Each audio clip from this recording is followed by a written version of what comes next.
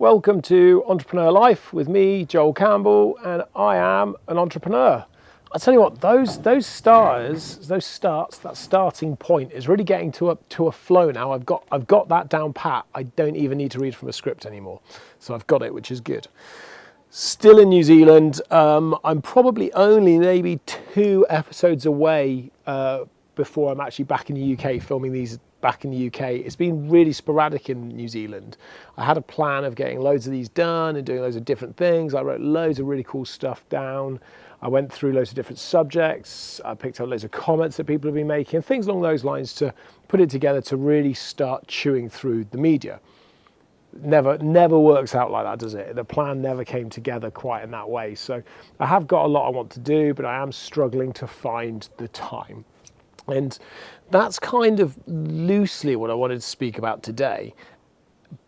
But I wanted to come at it from a different angle, and I wanted to talk a little bit about the education system, but more specifically trying to pick up on what's happening at the moment. So I'm aware through the media, through the news, but also through conversations with my team, bearing in mind that I'm talking about the team that run the tourist attractions, that the schools or a lot of schools are going to be closed what is going to be tomorrow, although this episode might come out in a couple of weeks or whatever. The schools are going to be closed due to the strikes. Now that's quite a recent strike. I think teachers have made decisions quite quickly in the sense of we're going to strike to we're striking. To the actual day. So I've got obviously different employees who are off work to look after kids and such like that. And it got me into a discussion with my father-in-law around strikes and around unions and whether unions still have a place that they did back in the 70s and the 80s and such like that, whether striking is something that should be allowed, shouldn't be allowed, is it legal, is it not legal? And we came at it from very different angles. Fundamentally, we came at it from, and it got a little bit heated actually at one point, I should say. Fundamentally, I think we come at it from the same, we end up in the same place. We have the same outlook on how this should work. But the journey of getting there, we have very different. And he's very much kind of, oh my God, what's happening over there? It's fine, then carry on, it's fine. We home educate, I'll come on to that. He very much came from a perspective of, well, what other choice do people have if conditions and pay are so bad? How do they actually get to level up a little bit without striking? How is there any other way? It's a last resort, and I agree with that to a point. I guess I look at it from an employer perspective of you're being forced or bullied or pushed into doing something that you might not actually be in a position to be able to do. And if I put that very quickly into a business sense, if you're striking because of pay and you decide, right, we haven't got the pay that we want more money, we're going to strike, we're walking out unless you give us 10% pay rise, for example, or an 8% pay rise or a 5%, whatever that is. Now, let's say that happens and the company in question just does not have enough money to pay that. If everyone was 5%, but ultimately the best the company can get to is 3% because if they do any more, they're going to go out of business. But the employees aren't happy with that, 5% or nothing. So the company goes under and everybody is lost out. So there is a balance in there. And I do appreciate this is more complex than that and the whole thing with the teachers. And I don't want to get into the striking as part of the conversation. What I want to talk about is, I do want to talk a little bit about it, but I think there's a misconception that teachers are striking over pay. And I'm not sure that's right. I wonder if they're actually striking more over conditions. And starting teacher's salary is due to go up in September, I think, to about 30k. I don't know whether that's going to be starting or once you're trained and such like that. But it's not a huge salary, but it's not a small salary. It's definitely livable off. I think the challenge is teachers are heavily overworked. I think the conditions they operate in are crap. I think what they are asked to do is ridiculous, and I think the entire education system is broken, and that is the actual problem here, not necessarily the pay for teachers. So we home educate our children. We've home educated our children for a number of years now. I say we, in fairness, Emma does, I always say 95% because I like to try and give myself a 5 percentile, but the reality is she probably does 98%. So we've had the experience of our kids being at school and out of school. And actually, when my daughter just did the final year at primary, and she just did the first term at secondary, and we decided to take her back. She actually decided she wanted to come back to home ed. So we've been through the journey, and through that, I've been chatting to a number of teachers. I spoke to her form tutor. I spoke to some of the senior team at the school, and I spoke to the deputy head as well when we elected to take her back to home education. They wanted to obviously go through why, the questions, have discussions about it and such. And I basically explained to the teachers and to the deputy head that the school system's broken. And my daughter's struggling with a few bits there in terms of the disruption that happens in school because teachers are spending so much time having to look after disruptive pupils, which might not necessarily be the pupil's fault, but they are. So they spend half their lesson just trying to manage the kids so they can actually teach the kids. And this is what they said to me, was they do find it hard because half of a 45-minute lesson or a 50-minute lesson is spent managing 3 or 4 children that are being difficult. And the other half is spent teaching, which must be incredibly frustrating for a teacher, so frustrating. They did say that once you get to year 8 and the separation happens, you start separating on ability, what happens is the higher ability classes, which is where my daughter will be, start finding it a bit easier because they're not having to manage this pupils' behaviour, because generally speaking, the pupils that are in the higher classes are better behaved. And there's certainly a reason for that. You all right? How was your day? Yeah, always a good day. Always a good day. There's beer in the fridge. Oh, I've got to go get the dog yet. Well, and when you get back, there's beer in the fridge. There you go.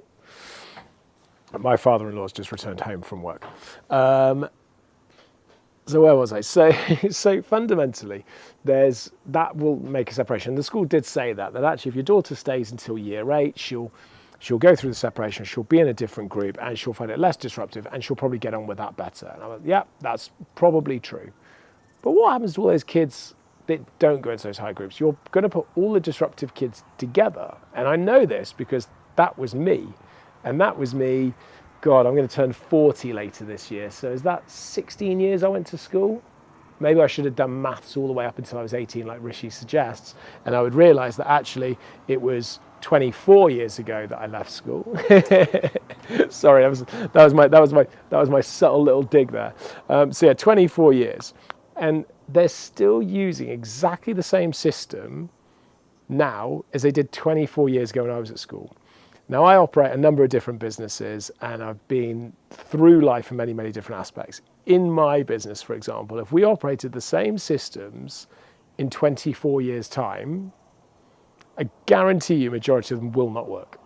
Or they will have improved so much, or there's different ways of doing things that we could change and adapt and move that would see it far more beneficial for everybody. The school system has not done that. So that was the first thing. The second thing I said, and this was a bit of a sticking point, was homework. Now, I've always said that I will not force my kids to do homework.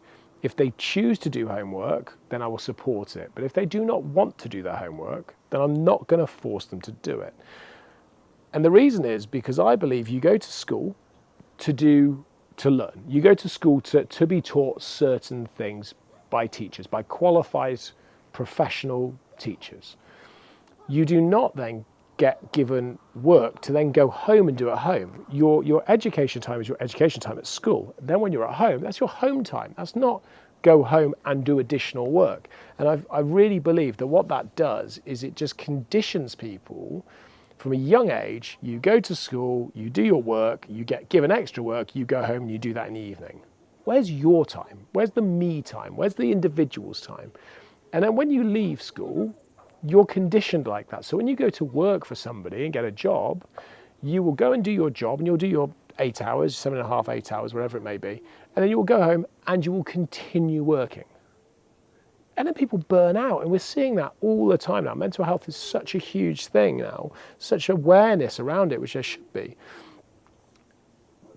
But fundamentally, people are burning out because they're working too hard or too long or too much, or just the way that they're running their lives, because it's almost like that's the expectation. It's the expectation of your company, it's the expectation of society, and it becomes the expectation of yourself, and it is ingrained into you from school age. So I was like, my daughter is not doing homework. And when I spoke about this with the head and with the with her tutor and with the senior team that I spoke to at the school, with the senior directoral team as they are, they didn't necessarily disagree with that, but I then related it, or I reiterated to say, I don't think students should have to do homework any more than teachers should have to go home and do marking. Once a teacher finishes their day at school, their day is done. They shouldn't have to go and do marking at home. They shouldn't have to go and prepare lesson plans. They shouldn't have to think about what's going to happen in the next few days or do their own continual professional development. That should happen and be allocated within their job. They should have time within their day to be able to do those kind of things, to do their marking, to do their lesson plans, to think about their CPDs. If I did that with my employees, they would all leave. And I remember years ago when I was a lifeguard, we had to do a certain amount of CPD, so continual professional development. We had to do a certain amount of allocation training. We had to earn a certain amount of points over a period of time. We were doing all of that, and that meant we had to do certain levels of training. You right, guys? And we had a specification for that, and it was done within our working hours. We were paid for it, and it was allocated into our working hours, and that was fine. But if I'd been asked to do that outside of my working hours, I probably would have done it because I really enjoyed my career, and I think that's what I've expected of myself, and I believe that's what society would have expected, and the company I worked for would have expected, but it would have been wrong. So I'm really pleased they didn't force that, because it meant I didn't have to go against the grain. It was just the way. And that's what we do in our organisation. We don't expect people to work beyond their hours, and in fact we go out of our way to be like, hey look, you've done your hours, fuck off, go home. Don't pick it up, don't pick it back up. And we do send people home like that on occasion. Then we do say to them, leave your computer at work. And don't get me wrong, sometimes people take their computers and we run flexi time, and we're very flexible about the way we work, and remote work is such. So people do work from home, they will pick up a couple of hours here, go off for a couple of hours, pick up a couple of hours here. So that's fine, it works in certain instances. Not all of our companies, that's more of the companies that work. In some of our businesses, they're very much rota-based, they're customer service, customer facing, therefore they have to be on at a certain time, but we appoint breaks, and when they leave their work at work. They don't take it home with them. And I think this is one of the problems with the education system, is that teachers are expected to rock up at their day. I'm not really sure what time they start. I think it depends on the school and where you are and what you're teaching and such, but you get it in the morning. So that could be 7:30, for example, 8 o'clock. So you could have had a 45-minute commute beforehand. You could have left home at 7:15, 7 o'clock, 7:15, maybe even 6:30. You get to school, you have to start then prepping your classroom, make sure everything's okay, get all your stuff ready and together, so you're prepping for your day. Then the kids turn up, you go into registration, you go through your lessons, lesson after lesson after lesson, different groups of kids throughout, different ages. So maybe 5 different groups, might be 5 different lesson plans, could be 6, could be 4. So you're having to think about that. You've got breaks and stuff. During that time, you're having to deal with brilliant kids, really, really engaging, really getting on with it, really understand it. I'm sure that's lovely. And then you'll have to deal with kids that struggle, and therefore they might play up a little bit more. And now you're having to deal with behaviour and how that works. And you're having to deal with kids swearing at you and being disruptive and abusive, and kids arguing, and very different things, which I'm not blaming on the children. And then once you've done all of that, you go home. You have to have your own life at some point, see your own friends, see your own family, see your own children. You have to eat at some stage. And then you're going to pick back up and do marking or do lesson plans. And that's just crazy. And when I positioned this to the deputy head, he said to me, the way he was structured was he does his full day at work, and he goes home and he will have dinner and see his family, and he will normally get back about 6, and he will do 6 till 8 his family time, and about 8:30 he will pick back up the work, and he will do that then through till midnight, sometimes 1 in the morning, sometimes 11, just depending on how busy he is. And I was like, that is mental. And he was like, yep, and I've done that for the last 20 years. And I was like, shit, you have been doing that for the same amount of time as I'd left school, pretty much, actually a little bit less, but And I was saying to him, that is so broken. And he was explaining that he's only got a few years now. He's counting down the days to retirement. And I thought that's so, so sad that you're in a job which is all about educating and teaching and growing people, and you're just counting down the days to retirement. And that's no fault for him. He was absolutely brilliant, and I was really pleased with the way that he articulated things to me and the way he responded and how open and honest he was.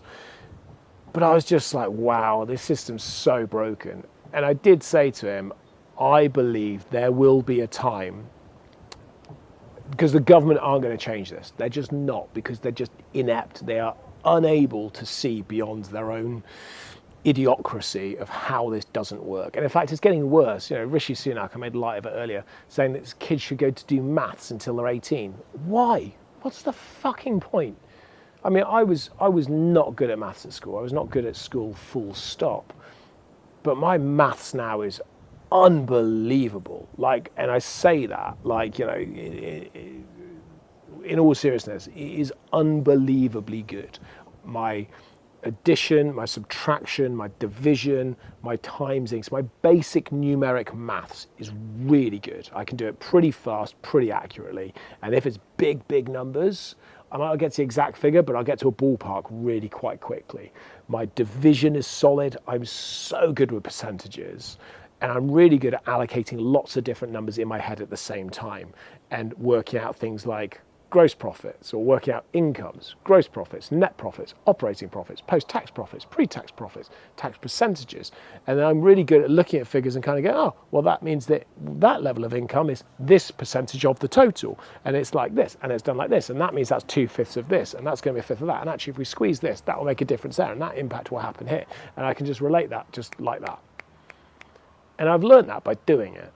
And I had no interest in doing any of that until I started running my own company at 28. And then I found a passion for it. So that's, 12 years after I left school.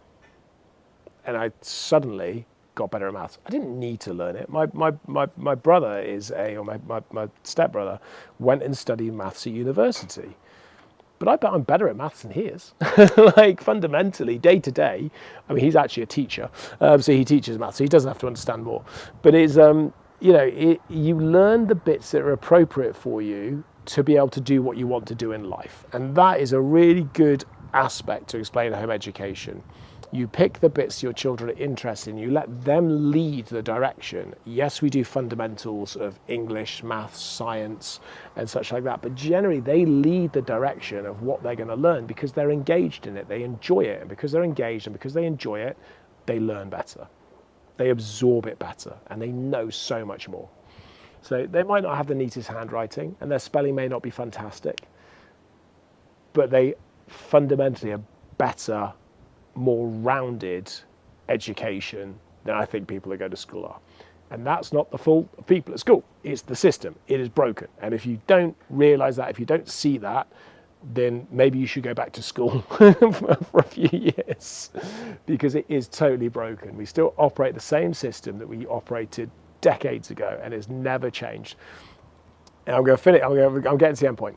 But what I'd said to the head was, at some point, a school, because the government won't do it, will make a change. There is a school out there with a headmaster and with the deputy heads and with the senior team and with teachers that's so against the way the education system is. And funny enough, every time I speak to teachers, they all agree that it's totally broken. But everyone seems scared or afraid, or they don't want to push back to make the change, which I will bench and I'll come back to.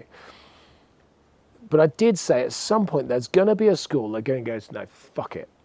We're going to do education the way education should be done. And this deputy head told me that the way schools run is based to support parents to go to work. But actually, the optimal time for children to learn is from like 11 o'clock to 4 o'clock. That's the best time for kids to learn, not at 9 in the morning. Now, I don't know that exactly. I'm not a scientist. I don't have that kind of information. I'm quoting somebody else that told me that, but they've been a deputy head for 2 decades. I think they know what they're talking about in that sense. Somewhere there's a school that is going to force the change. They are going to turn around and go, sod it. We're going to start at 11. We're going to finish at 3, or we're going to finish at 4. We're going to have a non-uniform policy. We are going to have a first name basis. So students call the teacher by the first name. We're going to do sit where you're comfortable, not where we allocate. We're going to do, let's have more discussion-based learning. Let's not have to sit there in silence and put your hand up in the same way. If you need to go to the toilet, just go to the toilet.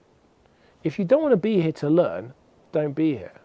We're not here to force you to learn, because you can't force anyone to learn. It doesn't work that way. You have to want to learn. And they will operate more in a sense that is driven by the pupils and by the students than it is by the education system. And they won't give a shit about the grades or the marks or any of that kind of stuff. Now, don't get me wrong, that's going to be one hell of a brave school, because they're going to have to go against the Ofsted side. They're going to have to go against the local authority. They're going to have to go against other schools, other teachers, the parents, potentially some students. And fundamentally, they're going to have to go up against the government. But I guarantee within a few weeks and within a month or two, and certainly within a term, that's going to start to have an impact. It's going to get so much noise and notoriety and press. They're not going to have to concern themselves with any detrimental comeback, because it'll be too risky for the government. The government are risk adverse in that sense. They wouldn't dare do anything else. And what will happen very quickly after that is people will realise that's the way to do it. That's the way I want my children to be educated. And that's the way children want to be educated. And it's also the way that teachers will want to teach. And suddenly, teachers are going to be applying to go to that school to teach, because that's what they want to do.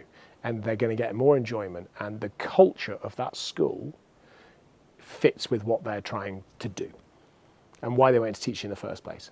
And parents will want to go to that school, want their kids to go to that school, because that's where they get the best learning, because it's built around the individual, it's built around the student, not around some government statistic.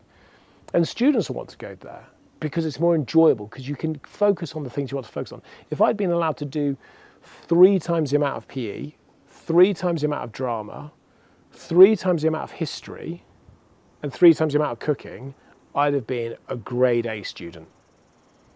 Absolutely, without a doubt, because those were the things I enjoyed. All applied things, all things that I did rather than use my brain. And certainly in that way, not as academic. And there'll be so many kids out there like that. But there's also kids the other side. So, you know, it's that balance.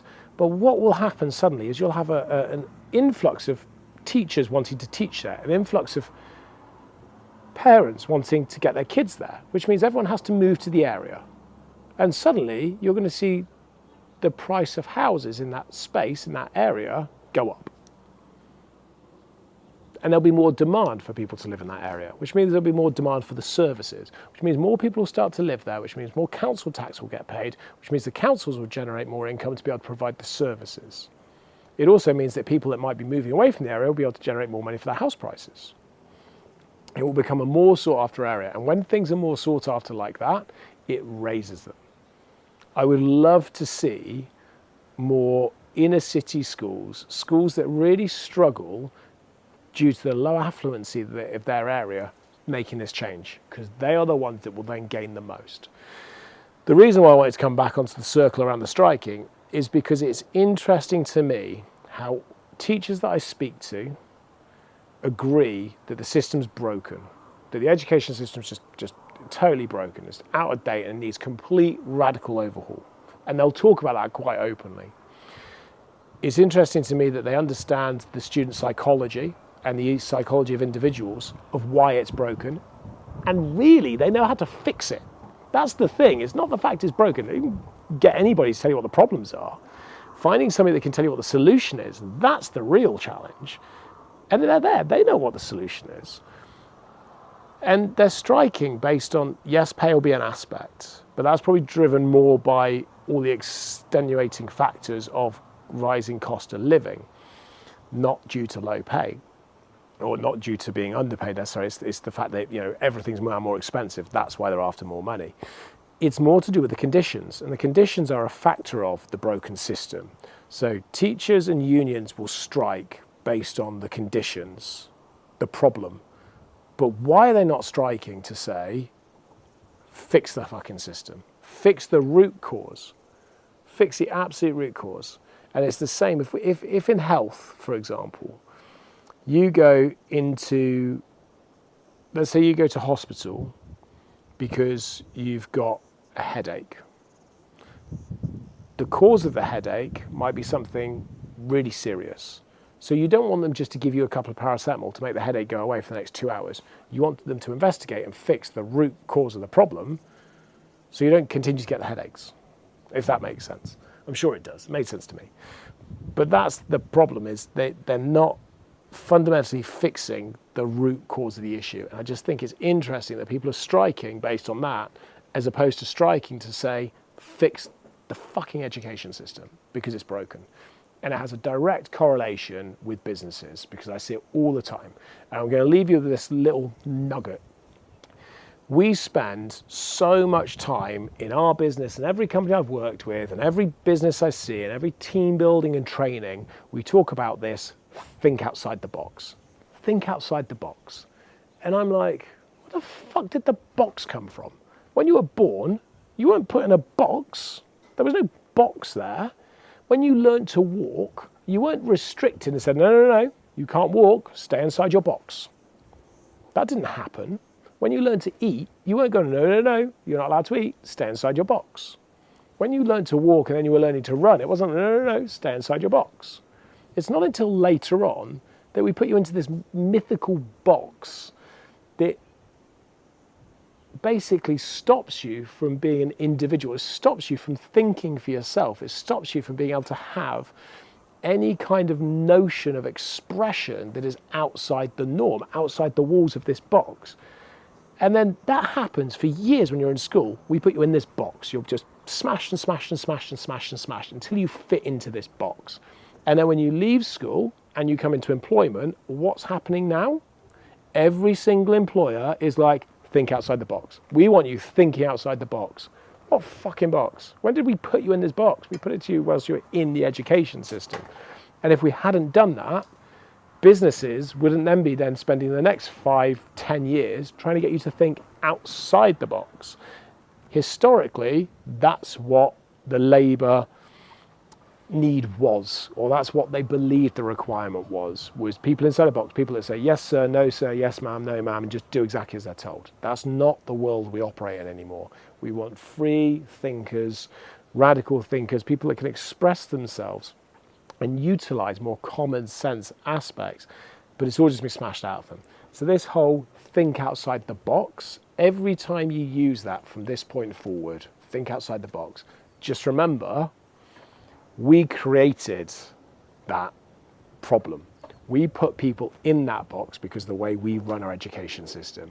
And I fundamentally think now is the time to start not putting people in boxes in the first place, and then we won't have to try and fix the problem 15, 20 years down the line. That's my episode. Thank you very much. It's been a bit of a rant, I appreciate. This has been Entrepreneur Life with me, Joel Campbell, and I am an entrepreneur.